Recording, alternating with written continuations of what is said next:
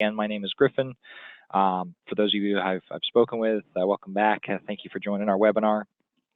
Today, it's going to be over the parts features, specifically parts returns in the process, because it can kind of be a bit tricky, and I just want to make sure that people are familiar. There are a couple ways of doing it. No one way is better than the other. I'll show, most of the ways I know how to do it, and then if you have any questions, again, please use the chat panel, and I'll be happy to address them in the Q&A section, usually about the last 10-15 minutes of the webinar. Okay, so let's go ahead and get started. Let me just double check, make sure we're recording. We are, that's good. Okay, so I've got my demo here pulled up, and let's go ahead and open up parts and service. So the first thing, obviously with any return process in any really retail environment, is obviously getting the original ticket information is important. So I've seen a couple, a lot of dealerships, they'll do returns like this. They will create a new invoice entirely. They'll key in the customer's information from scratch. So let's say I put in, my last name here, pull up one of my various entities.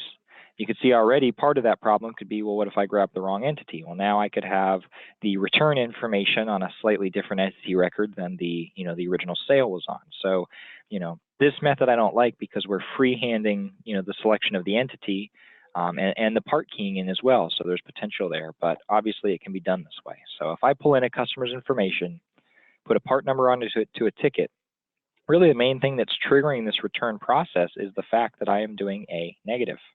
So if I do a negative sold quantity of 2, okay, the system is going to prompt me with that part, what do I want to do with the negative 2 that we're returning? Are we, A, going to restock them into the inventory? And that's what this first item is going to do. So, if I look down here at my part information, it's telling me I have 681 on hand, 6 on order, 125 allocated.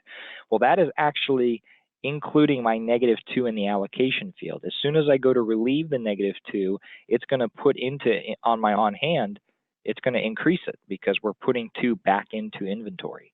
So, a negative value in the relieve column is going to replace these items back into stock when you cash this ticket out. So the value of these, part number 1, 2, 3, the $25.55, since there's 2 of them we're returning, it should be about $51.10 of value being added back into the inventory at the GL level. And this is the only way to get the correct quantities as well, because if a return is not done in a way that it's crediting inventory, if we are truly restocking, we do need to bring those quantities back in correctly. But that's, again, if we are restocking. If we're going to be returning these items for a replacement, the second option here is the return for replacement, where it's picking the default supplier coming off of the part. So as you're all familiar, each part record has a default supplier tied to it. Well, this one's is NTP. So it's thinking that, if we are going to return, it's going to be to NTP. And then you would hit OK there. A similar process is for return for a credit.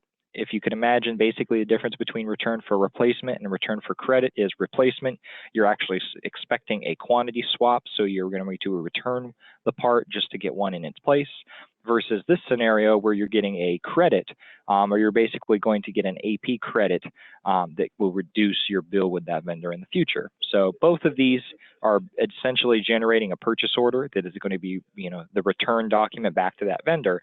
But then the other half of it is, are they actually sending a physical replacement, or are they just crediting you the value of that part? And that's just going to determine which of these 2 options you choose. However, it is going to create the same type of GPO, so it's up to you which one you pick.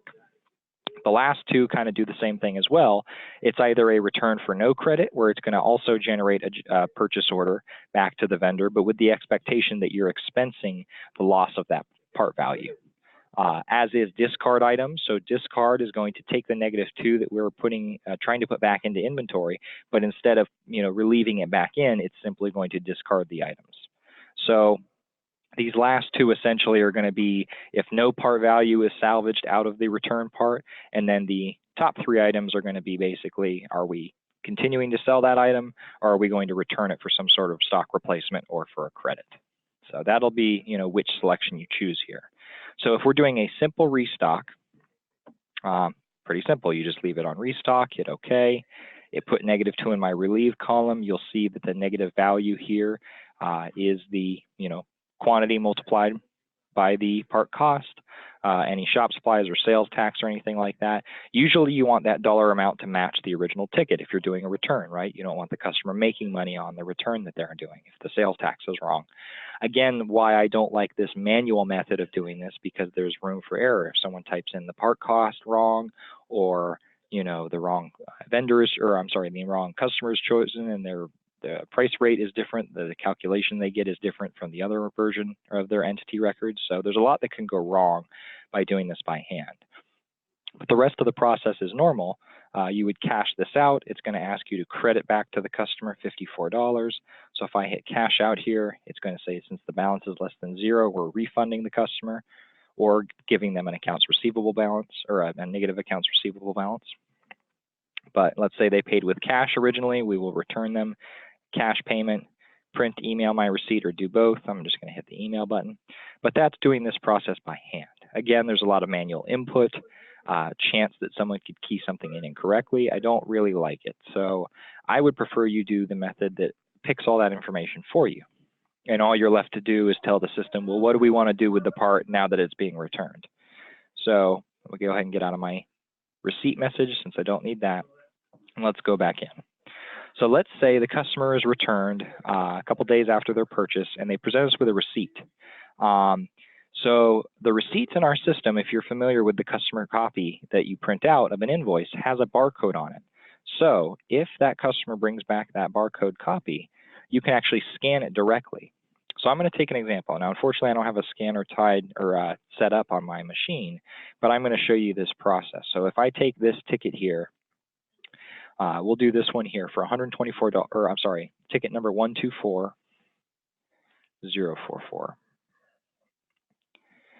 From here, what we would do is we would create a new invoice, just like we did before.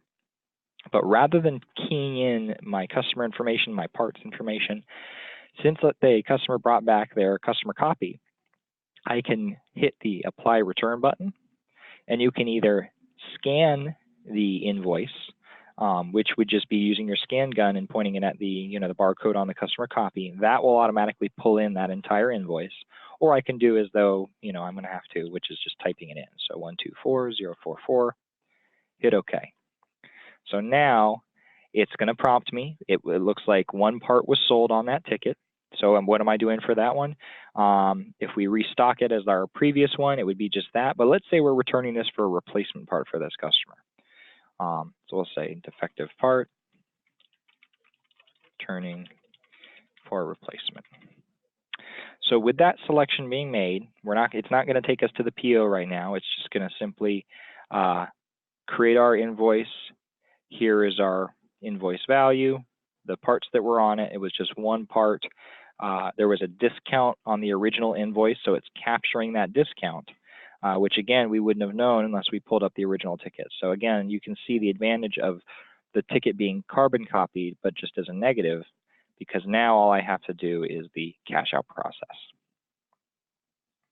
So again, applying a return is much easier and less room for error by doing it that method. And we'll do another one here in a moment, but I want to show you after we went ahead and said cash out, it's going to give you the original cash out information. Because we linked this to another invoice, it's easy for me to see that this customer paid this ticket in 3 separate ways: a cash, Visa card, and a check. And the dollar amounts are different than what we're seeing here. There was probably some deposits put down or something else on this ticket. But it's just asking for us what we've done as a return. Well, let's say it was cash. We'll do the cash version just like before, email our receipt, and the same. But we did tell the system that we are going to return that part for a replacement. So we want to find our purchase order that the system is generating, okay? And that is going to be found in the core maintenance screen. So I'm going to go ahead and get out of my receipt copy. I don't need to send that to my customer. What I want to show you is the core maintenance screen down here, number 601. Not a lot of people are familiar with it. They don't use it too often. But what it does is every time you do a return, just like that negative $12 we just did, when I go to the core maintenance screen, if I sort by my document date, up there at the very top, there is the first invoice we cashed out. It looks like we have to wait for the routine to transfer for the other one we just did. But for this first one we did just a moment ago, here is that part. And it's asking, oh no, this is the one we just did. And it's asking us to return for replacement. The reason the dollar amount is different is, remember, that customer had a discount. They had an $11 discount on their part cost. So that's why we're seeing it a bit less. So now that this record's here, there's two options. First, you're going to see the return invoice. So if I hit return here, it's going to show me the GPO that the system created, which is going to be a -1. It's going to want me to fill out the value here, because remember that part had a different cost on it than the discount. So it's, do I apply a discount here? Do I do it the full cost? That's up for me to decide, when I'm doing the return process. But what the system's going to do is it's going to take whatever my cost is, multiply it by -1, and reduce it from this account here. Well, if you have our standard chart of accounts, this is our parts and accessories inventory account. So we're taking the value of part number 123 out of it, assuming it's $24. We would be putting 24 here. And then it's going to create a negative payable or a credit memo to NTP that they owe us $24. Well, what's going to happen is, let's say this happens and when we return this item, we do return. Are you ready to ship it? Yes.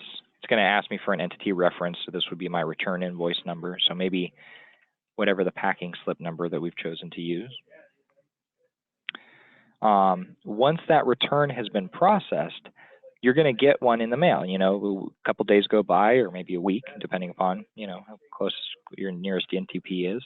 But once you receive that part, you're going to receive that into inventory. Well, if you receive it in at a $24 part cost, you're going to have a positive $24 in accounts payable, and you're going to have that negative that we just created from our our purchase order here.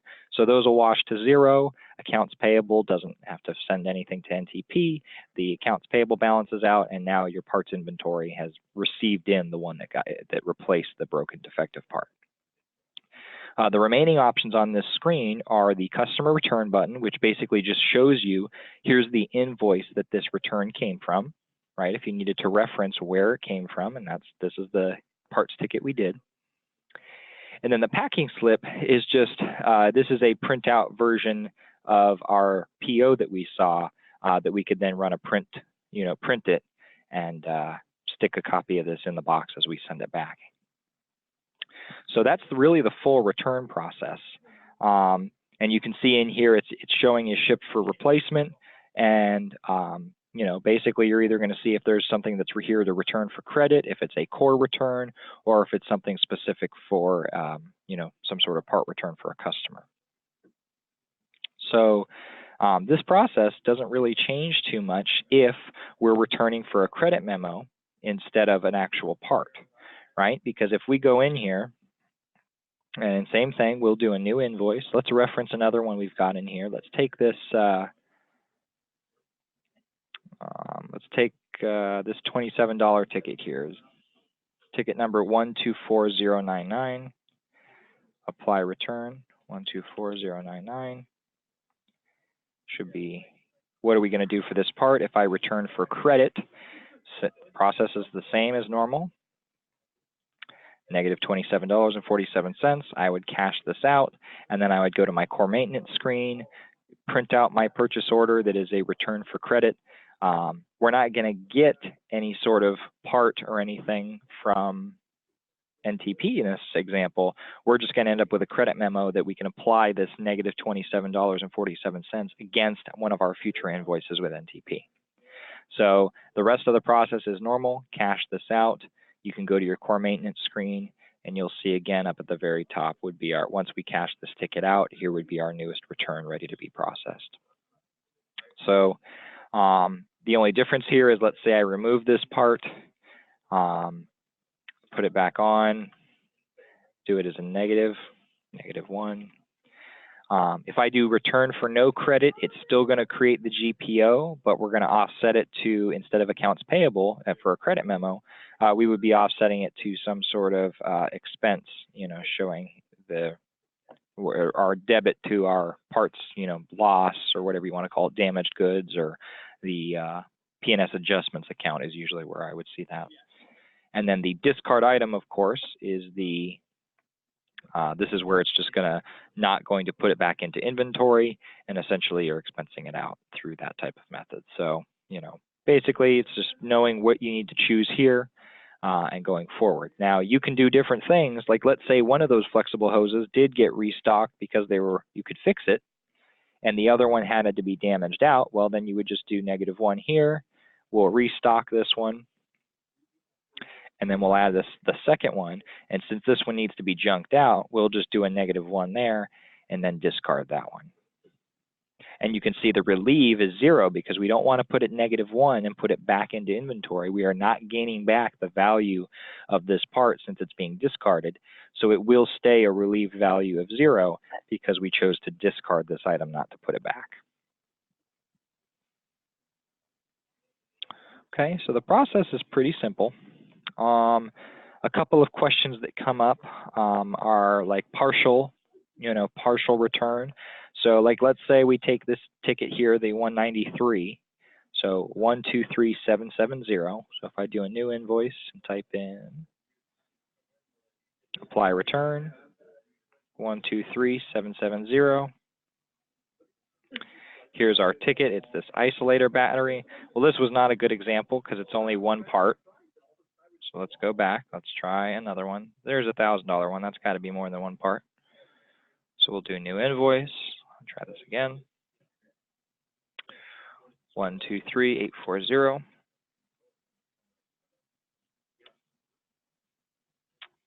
So it added one part. Let's see. So we'll restock this one. Here's my second part. Let's say we don't want to return that part. So we can just leave that one on restock as well. Let's see. This one we are going to restock. And then it's because this is a serialized part, it wants me to verify the serial number tied to the one that we printed out or that's being returned. So that's good. So the first item and the third item, we are restocking. The second item the customer is going to keep. Well, in your return invoice, you would simply zero that line item out or just remove it. So, now when we process this return, we're not touching the original part that was sold. We're only impacting the items that, are being returned back to the dealership. So you can always hit the apply return button to pull the whole invoice in, and then you pick and choose the items that the customer is actually returning and remove the items that they are keeping. So sometimes it may be easier to do that by hand. If you had 40 line items and they're only returning one, well, then maybe I would just create a new ticket with the right the customer on it and just pick that one part number and do a negative on it. So that's an example where, typing it in manually may be quicker if they had a larger parts document and they're not returning most of that and it's just one item or so. That's the process. Obviously, freight can be added. If you're billing back freight on your GPOs, if I go back to so let's go ahead and process this one. So let's do this one again.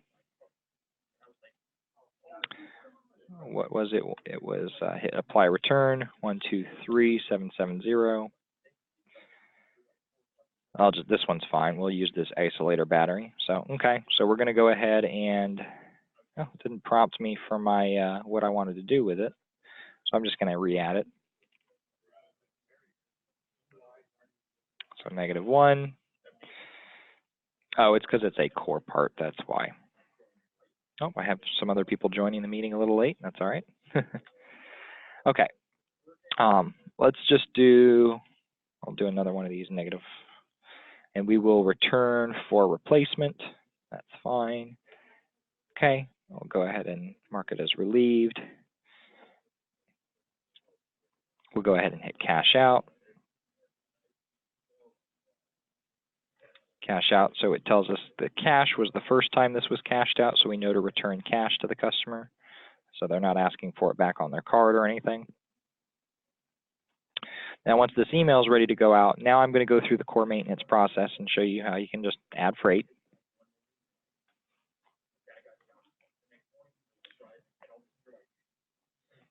Okay, we don't need my copy of my receipt. We'll just go ahead and close out.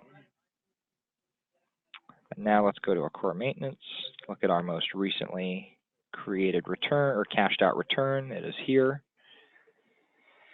So if I go to my return slip, can add, it looks like permissions wise, I can't change my cost here, but with the appropriate permissions to manipulate a return to manufacturer document, I could then upcharge this to be including the freight, so you could say freight charge $10, to show that we did pay an additional $10 to send it back, and whether they're crediting that or not will obviously be on the invoice that they return or whatever they return back. So you just need the permissions to manipulate one of these documents after it's been created. My particular user profile does not, so I'm limited to whatever it comes over as. But that's all. It's just like a regular receiving ticket. Now, I have seen vendors or dealerships skip this core maintenance process as a whole. And what they actually prefer to do is they just go right to the new receiving ticket. They come over here and pick who they're returning to, NTP. And then they say, okay, here's my part number, 123. They do a negative quantity received, so -2. And this is essentially doing the same thing. It's going to reduce the inventory value by the quantity multiplied by the cost. So we've got $48 leaving inventory.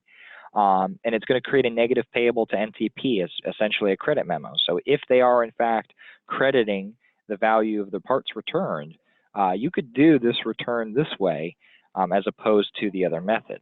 Of course, how do you reduce the inventory and charge the customer the negative dollar amount to return the change to them? Well, you really can't this way. So if they are, getting value back for those parts, you can't really do it through this process. This would be either for like broken items that are being returned, or just items that you don't need to have cashed out. Like you go back into the warehouse and you find a broken hose and you want to try and send it back to them to have them fix it or replace it.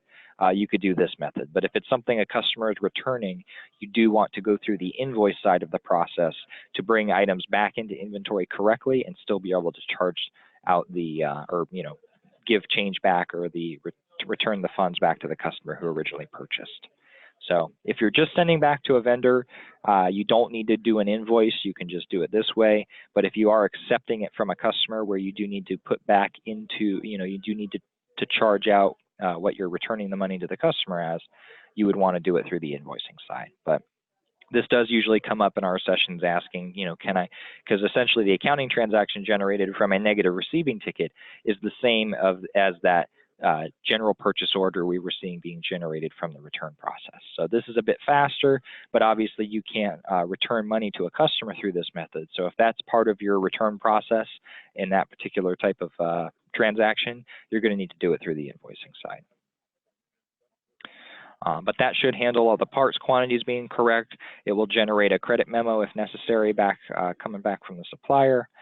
And, or if in the case of the customer, you need to return the funds back to them, doing it through the invoice side can really help. And real quick here, just while we had been talking about it, if I pull up the customer copy of this invoice, you will see that barcode I was talking about. So if they come back in with their, if it's part of your disclaimer that they can come back and return parts as long as they have the original receipt, you can either scan that or scan this barcode here. And that will automatically populate your ticket with, like we talked about. So real easy way to process these, and then it's up to you of how far, are you going in and printing out a PO, or are you simply just notifying NTP that you're sending parts back? So whether you need that document, is kind of depending upon whether you need to come over here and process a packing slip. But it is important to know that this return process here, so if I come over here and I hit return, this return button is generating the accounting that is actually taking the value of this part out of inventory, to then return it. So if you are actually returning the part in some way and not just discarding it or restocking it, you do want to go through this full shipping maintenance process, because this will correctly make the accounting entry to pull items out of inventory while you're currently waiting for the return. And then when you do restock in the new part, great, just do a normal receiving ticket as normal, or it'll be as a credit memo, in which case you can apply it to reduce the cost of a future invoice. So basically is if you're returning, all the way back to the vendor, you'll want to step through this process. If you're just returning to the vendor, you can do the negative receiving ticket like we talked about. But if it's a return process where a customer is bringing back a part to return it to the vendor, you're going to want to go from the invoicing side all the way through. So there's definitely a couple methods of doing this. But obviously the most lengthy is going to give you the most detail in the long run. You'll have a paper trail, to see where the customer returned. It's not just one one receiving ticket and you don't know who it was returned for or why. So I would definitely get into the habit, if you're going to go through the process, to do it all the way through. Some departments will prefer to do one end or not the other end. And it can lead to accounting issues, because one person's going to forget to put the invoice in, or, we don't know who returned that part or who that credit should be going to. So as a rule of thumb, I would just do the full process. But aside from that, there's really not any much else that I can think of that comes up in the returns process. Is there anything that you all have run into? I'll kind of, unless there's any other newer parts features that anyone wants to talk about, I'm trying to kind of think through here and see if there's anything new that I haven't seen recently had been talked about. But really, there hasn't been many changes to parts and service so much. There's already quite a bit of information in here.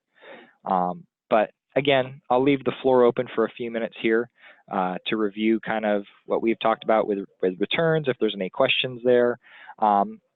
Maybe to talk, before we open up the floor for Q&A, I do believe there's a returned parts report, or parts returns report, as well as our dashboard utility that you may want to review.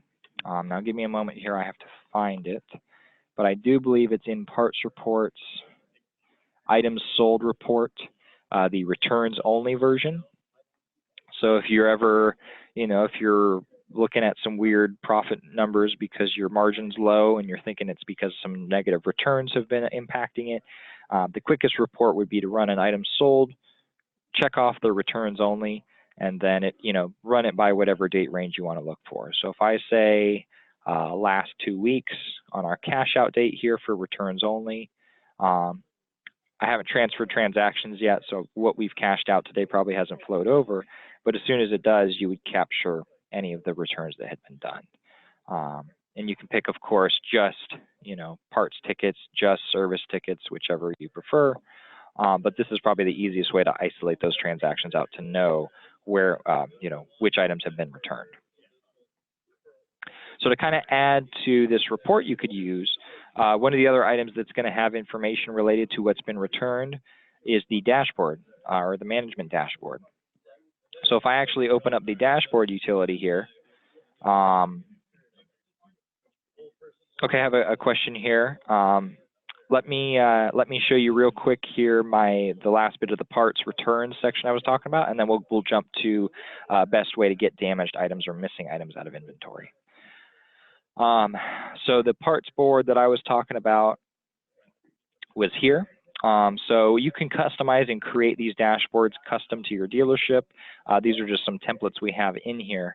But what I wanted to show you is you can actually see returns in this screen. If you open up the particular parts tickets, you'll see negative revenue in here. I've had questions on why am I seeing negatives in here, and that's always going to be due to a return. So if you ever see a negative margin or negative revenue populating in here and wondering why, it's going to be from a negative invoice. So if you look, here's a good example of it right here. Here's a negative $48 ticket and 95 cents, our negative $25 profit. So it's easy to pick out, even on a big day, you can find the transactions that were returns, or if someone is doing more returns than normal, or if something looks odd, you can capture it line by line here in this parts comparison screen. So, but just again, wanted to show you another place to check it, but usually that item sold report, looking for returns only, is kind of the best method. So. So to answer this other question, what's the best method to get damaged or missing items out of inventory? At a certain point, there's the process of running a physical and running it that way. Obviously, that usually requires some sort of store shutdown or, dedicating or allocating a lot of man hours or labor hours to the physical process. But if you're finding that your quantities are wrong as you go, you can spot kind of correct inventory from the master inventory here. Let's use our part number 123 as an example. So if I type in part number 123, it says here we have 685, 123 are allocated for a total available of 562, and we've got 6 on order. Well, let's say I went back there and I painstakingly counted all of these flexible hoses, and we only have 650, okay? So you could wait till the end of year to do a physical and damage those items out, or if you just, you found them either damaged or missing, and we need to expense them out of there. Essentially, the truest way to bring inventory back to line or back into the accounting line is to, get the quantities in there correct at the right cost and basically force the remaining amount to an expense showing we don't know whether those items were stolen or how they got damaged, but we just need to pull the value out of inventory. So to do that from the screen with appropriate permissions, you can go to the bin locations tab. So I don't even know if these bin locations add up appropriately to 685. I don't think they do. 300, 400, 588, 570, 76. It's close. It might be up to about 1, So again, when you're doing this rebinning process, you can recount and re-shift around because all the system cares about is that the final total on hand number is the sum of all the bins you have here. So I could even in this process say, well, we don't have bins 4 or 3 anymore. It won't let me delete them unless I zero out those bin amounts. But now I can remove those and say, okay, the 650 that I found are in between bins A1 and A2. So if there's 650 and I found 450 in this bin and 200 in this bin, and I'll put 0 in the none bin, as long as this number adds up to this number, it's fine. It won't make an accounting entry if I'm just shifting bins around. Because if I took this 200 and I said actually 235, I can just go ahead and hit the update button because if you see here, the sum of this is still the total. So if I go to 685 here and I say removed old bins, now it's shifted my bins around for me, but my total didn't change. Well, if my total quantity is changing, like you're actually damaging items out of inventory, as mentioned, you are going to have to change these numbers here. So now I'm going to reduce this to 20. So I'm actually telling the system that we're losing 35 flexible hoses. So what's going to happen is this. If I tell the system, okay, we actually have 650, or let's say, let's use a little bit less drastic of a fix. Let's say of the 685 we counted, 5 were broken. So we'll say, okay, we actually have 650, and I'll say damaging out 5 quantity found in damaged in the warehouse. Because these updates and these comments you make, you can track to see who's damaging what out. It's going to tell you who made the adjustment and everything. But what's going to happen is this. If I make this 5 quantity adjustment from 685 down to 680, here's what's going to happen. Well, first, I have to be able to do math. Let's put this back to 230, right? Because now we're back up to our 680 in the bins. So hit update. It made the change, and now I went into the general, and now my quantity is great. So it's that simple, but there's something you need to know on the back end. We did generate an accounting transaction here, and this is what a lot of parts departments don't understand, is they will make adjustments here left and right and not realize what it's doing to accounting. Because in the accounting side of things, we have to reflect that we just removed 5 quantity at a cost of $24 a piece, so for a total of what? 5 times 24, $120 of inventory has now been removed. So we need to credit parts inventory and debit some sort of expense to remove that out of there. So to see that accounting entry, you may not have accounting permissions as a parts employee, But just to show you what that entry looks like and how it, how it's automatically happening, because you can't just go in there and damage stuff out and make stuff disappear. There's always going to be a trail to find that, and that's how we can see if lots of adjustments are happening, why, and are they real adjustments or are parts going missing and we need to track down. So this GL account, this parts and service adjustments account, only ever gets hit by these type of adjustments entry that I just showed you. So if I transfer transactions, okay, and let's see if it made my parts adjustment, because some settings have it so it doesn't make the adjustment on demand like this. It posts it by batch, and that's probably what I'm looking at here, because I see these cash outs we made, but I didn't see the adjustment, and that's probably a company setting that I have on. But here's, actually, let's try it. Tools, post parts adjustments. So these are all the adjustments that have happened since the last time this was generated. And most dealers will not have to run this manually. Usually this will run on its own. On our demo, it's turned off. But basically, this is going in there and checking every quantity adjustment, every cost adjustment, and it's making an accounting entry to make sure everything comes, is brought to the line. So here, there's the ADJ entry, and you can see this has made about $28,000 worth of entry changes based on what has happened in inventory. And I bet you if in our comments here, we search for contains part number 123, we can see the individual cost changes. And if we scroll all the way down, our quantities changed as well. And it'll change you how much the part quantity has changed or how much the cost has changed. And you can see the values changing and relieving. So you can track down and see every little bit of adjustment and see here's our adjustment. We took 5 out of inventory, so it did 5 multiplied by our $24, or whatever the amount it was that it pulled out. So these adjustments are happening all the time.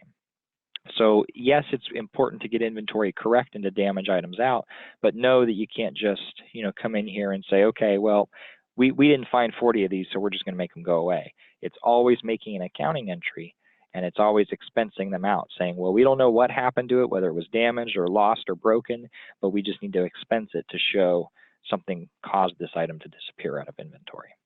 So the easy way is just simply correcting the bin quantities here and making adjustments, but just know that you do want to be detailed in your comment as to why, because eventually, there's reporting that will show here's all the entries that were expensed out of the parts department for the year and the reasons why, because you're going to want to go back through and see, okay, because if everyone is selling parts accurately through the system and everyone is receiving parts back in, obviously your quantities should stay pretty accurate. So whenever there's a discrepancy, that means something bigger could be going on. Either parts aren't being invoiced correctly, maybe they're not being purchased in because the packaging ratio is wrong and a roll of tape is now 100 rolls of tape because it's not 100 feet. So little things like that, these on-hand corrections can help point out why, if they're happening a lot. Because usually if everything's being done perfectly, you shouldn't have to adjust the on-hands too much. And obviously there's going to be variance in every store, but you just want to, minimize it as best as you can. So hopefully that's, the best way to show you how to get those broken or damaged items out of inventory. You could do another method real quick here. Let's say you just wanted to discard an item out of inventory. You could come over here and try to cash out a part as -1 and say you're going to discard it, but now how do you cash it out, right? It's basically when you're cashing it out, it's going to ask for money or to return the money. Well, we don't have a we don't have a customer to return money to if I'm just trying to damage this part out. So the long way of doing it here is doing what we just did, doing a negative and discarding the item. But what you're actually wanting to do is you're going to change the parts type to policy. And when you change it to policy, you have the ability to expense directly on the policy GL here. So if the parts department found a broken part and has no explanation other than that the parts department is paying, the expense to say, hey, we're just going to damage this out, you would pick the policy GL for parts and cash this out. So now it'll allow me to cash this out internally without asking for money or anything. And now we're just basically making the same entry that we would have done from the master inventory. We're reducing the inventory value by the cost of the part, so negative 25 bucks, and we're debiting the expense of showing that for whatever reason this part is either missing, damaged, or gone. And that takes it out. You said the backwards should be the +1 quantity to add it back in to inventory, or removing it? Because to remove if you're taking it out of inventory, if we have our part number 123 here, before I relieve it, our total on hand is 680, and if I relieve it, selling the part to a policy, then yeah, you would want to do it as positive, because you wouldn't want a negative go into the policy expense. So yeah, so the policy would be the normal process. You wouldn't actually do it as a negative, you would just be expensing it out. So again, a longer process when in reality, I think the easiest way or the most appropriate way would be the master inventory method and the bin location adjustment. So good catch there, thank you. I would normally not recommend doing it that way, because I see this one as being the better method to discard items out. So, and as long as your staff or whoever is doing that is descriptive enough in the comment, there's reporting that you can check down the road to see for the year what have we adjusted or changed, and then what are the comments there, because we can track down what is changing. And that report would be in the miscellaneous parts reports here. There's a parts price adjustments or on-hand adjustments as well that basically will track every adjustment entry made.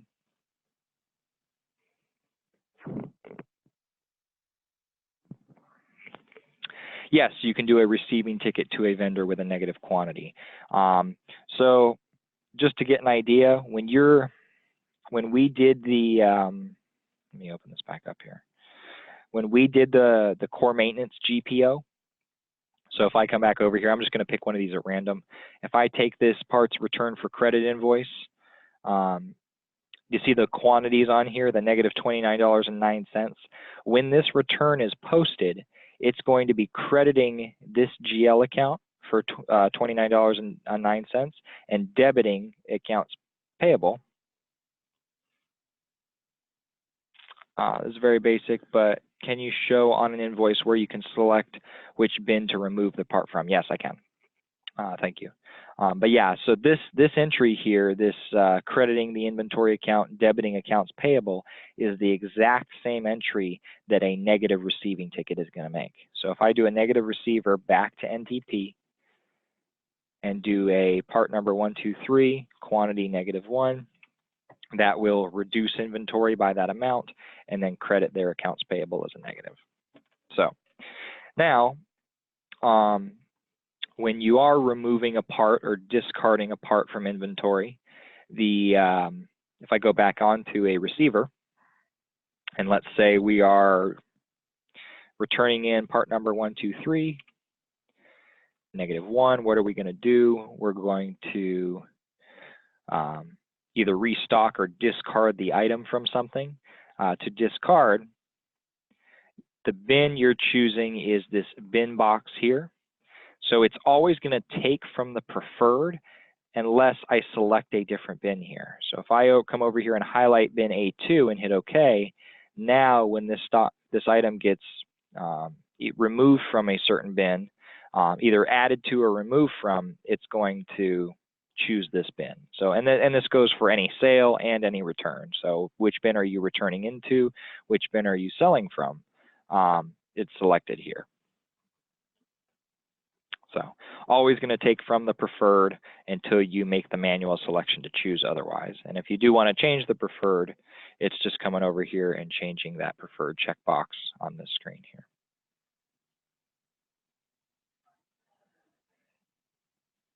Okay, I hope that answered your question. But yeah, good call. It's definitely where you're restocking it into is always an afterthought, it seems, and it ends up in the wrong bin or the wrong place. So, Again, as you guys can see, this is all something that can be done in multiple ways. It's just which process suits your dealership the best, what's the easiest. Is there, another question here, is there a way to have a certain terminal always pull from a certain bin? So you mean like a certain one person's desktop rather than just one person? Yeah, unfortunately, it's just preferred for everyone. So when I'm on a part, whichever the preferred bin is, every station, no matter whether it's the parts computer or someone in the sales department comes in here, if they did a receiving ticket or tried to sell a part, it's always going to look at the specific preferred bin.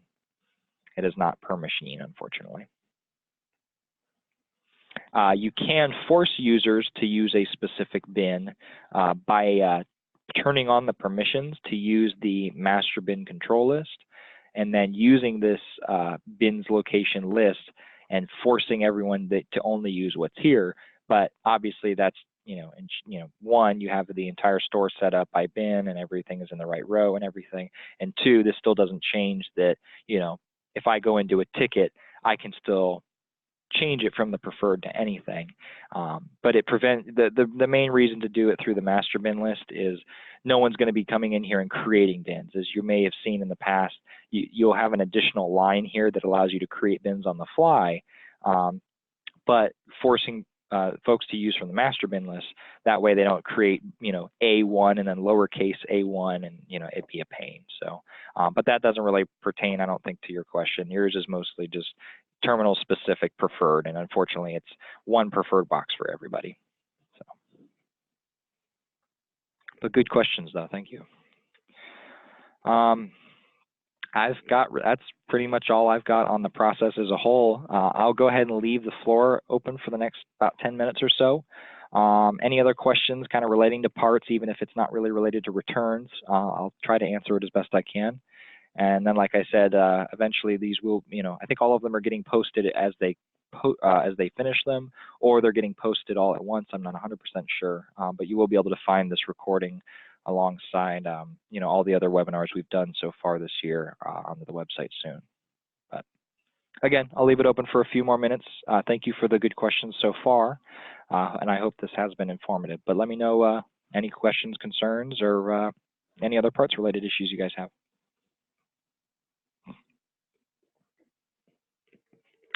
Another question, what is the best method to add a no-charge part to a ticket?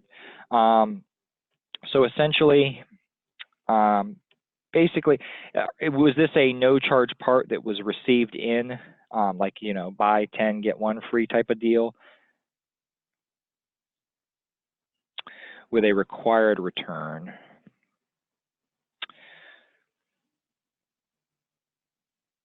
Like vendor warranty.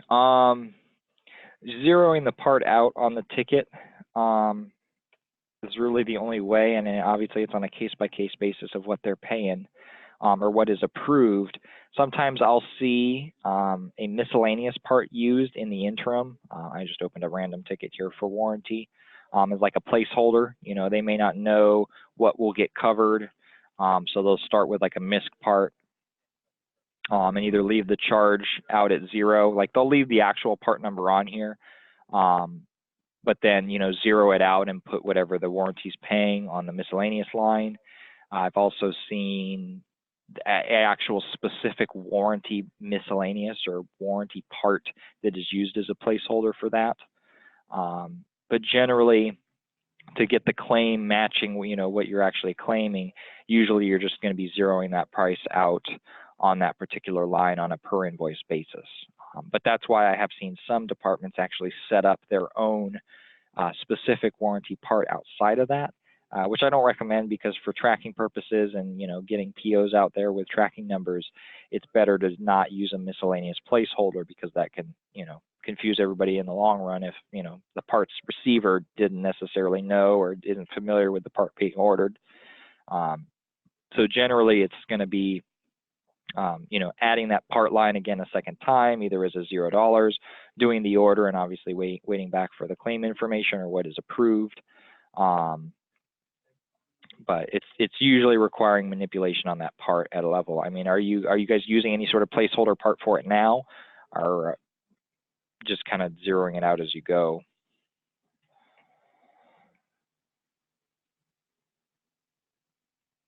Bringing no charge parts into inventory is pretty easy. It's something where you're doing a placeholder now and linking it to the correct RO and the PO that's coming back on. Yep, and that's where we've run into it in the past is, you know, anytime you're using those placeholders or trying to link it back. The main thing I would make sure you're doing is if you are doing a order, or when you're doing any sort of warranty purchases or warranty ordering, are you doing it from within the ticket itself? If you are, that creates a special flag on the purchase order letting it know that it's a special order. And since it's coming from an invoice, it always has an internal link back to that service ticket. So let's say this flexible hose needs to be ordered for warranty, you know, regardless of what the price is, whether it's $0 or whatever. When you're ordering, if you do it from here and right click on the part and hit place order or place on order, now if I place this directly on order, let's just go ahead and I'll hit order now. I'm going to hit no because I'm not electronically set up through them. Now on the RO, the part's going to be in a, it'll change color based on whether it's on the order list, whether it's ordered. This one is has a substitute part, so that's why it's green. It's letting me know that there's some accessory parts that I should be upselling to this. But because I've ordered this from my document, if I go to the purchase ordering listing, and at the very top, here's my most recent order, it creates a link back to that document in the comments section. And you can see the document that it was ordered from, the customer on the ticket, Jonathan Malice, and if it had their stock number on there, it would have that information in there as well. So if you are ordering from the document, let's say I create a receiving ticket now, we can actually have the system update that original invoice with a status letting me know that the special order parts have been received because we ordered from the invoice. So if I type in whatever my reference number is here and I receive this from, you know, my warranty vendor,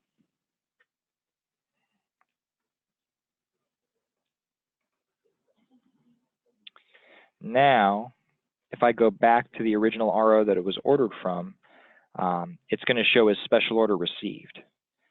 So now I have a direct reference knowing, as a matter of fact, you could filter for, you know, first thing in the morning, a service manager could come in and filter for all the special order items received status. Let me get this printing routine turned off. You know, that's an easy way to see, but you can see right there, Jonathan Malice up there at the very top, there's the one we ordered from. The one thing it will not do is when I receive the part, it doesn't automatically relieve it here. But that PO is always internally linked because I ordered directly from the invoice.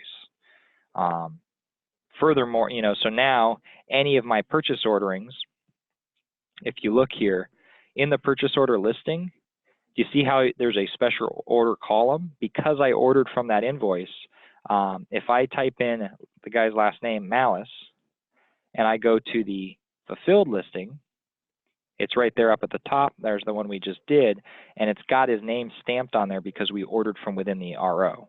So basically, and this works for parts tickets too. So if I actually could put the customer on this ticket and place it on order, now it's all linked back.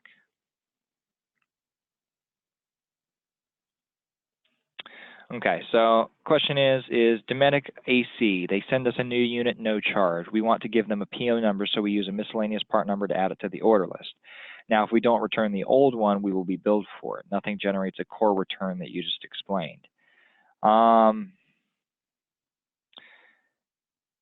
you're just adding that miscellaneous part to the order list. You're not actually creating like a document over here where you're doing MISC and then return.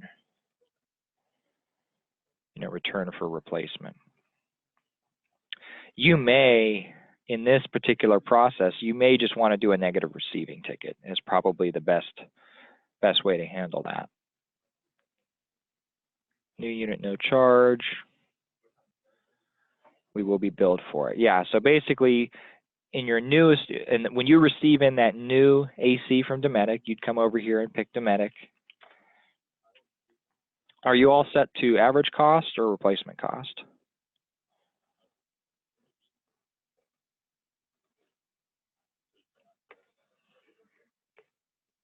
Replacement cost, okay. So it would just be making sure you attend to it. So if I add a Dometic part in here, I go to description, I type in AC. Oh, that doesn't work. I got to do my part search first. I think I can do it here. Nope, you can't. Can I do asterisk? Nope. Okay. So let's just use my part number 123 as an example because I got that one memorized. So you would be receiving this in, receive 1, cost is 0. You would receive that part in. You might reference number. Receive that item in. No, thank you. Now, because my cost is 0, you know, it's added my, so we had 680, now we have 61. Yeah, which goes to which unit. The best thing I could say is the receiving ticket from without a PO, comments-wise, it would be, see, I'm just trying to think, I guess it would be a place of storing that information to stock number to that receiving ticket. Or have you ever used, you link the, not link, but you can use the receiving ticket number here. So 16105-085. You could put it into the customer PO number field. I know it's not exactly a customer PO number, but you can search off of this. So let's say you've got that refrigerator labeled going to a certain customer and you've got the receiving number on it. You could, as long as you've linked it there, you know, let's say I put the customer PO number there, you can always search it up through the customer PO information here. That would, of course, require labeling that RO with that information. And how do I track which bad AC gets returned to each RO? At that point, it almost becomes a note-taking procedure to get all that information in there. You know, trying to get all of that somehow notated on the RO, which one's returned, what was the return invoice packing slip number. Yeah, that's tricky. Are you guys doing anything with current notes, trying to track, you know, some of that return information or the parts requests on those? Because that's probably the closest, you know, we have, is it's going to be a manual process getting information in there. And it's, okay, yeah, aside from just trying to take detailed notes and get them, again, it has to be linked through a PO. So if you're just doing the receiving side, there's really no direct link back to this, as you guys have stated.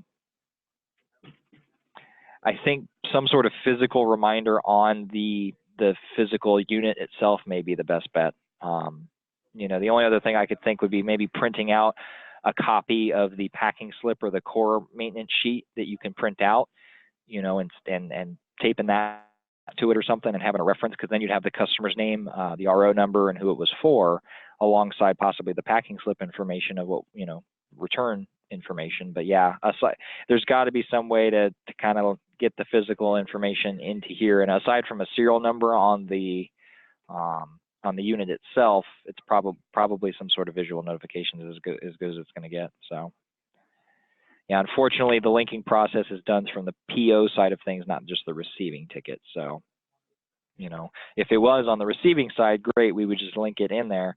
And unfortunately, you can type into the comments section, you know, what the RO number is, but that doesn't inherently link it. We have had requests in the past for there to be like a ordered parts button on here where you could click it and it would show all the receiving tickets that have been tied to it. That was actually just suggested in our idea box that we have added recently. And a couple other people have mentioned that in the past. So not sure if that's something we might visit, but you never know. Any other feedback like that definitely helps. So we're definitely trying to get a way that it's easier for service to know what's been ordered, what's outstanding, rather than having to track down, you know, the parts department, and vice versa. So, but thank you for the questions. You know, that definitely it's nice to see, or I'm always curious to hear the different obstacles that different parts departments run into, which ones are doing the processes differently. Some will do the receiving ticket as a negative for their process, others will do it through the invoice. So, everyone's doing it a little bit differently, and I just want to make sure everyone's familiar that there's more than just one way of doing it. So, but again, like I mentioned, this session has been recorded. We will be posting these on our website along with the other webinars that have been done. I've got another session coming up here in the next 15 minutes, so I'm going to go ahead and prepare for that. I think thank you all for your time joining and with good questions. If you have any other follow-up, definitely let either the support department know, or our marketing is going to get out the remaining webinars. I believe the next one is next Tuesday. I believe same time, 1 o'clock Eastern. So we hope to hear from you then. And if not, good luck to everybody, and definitely let us know if there's anything else you got. All right. Thanks again.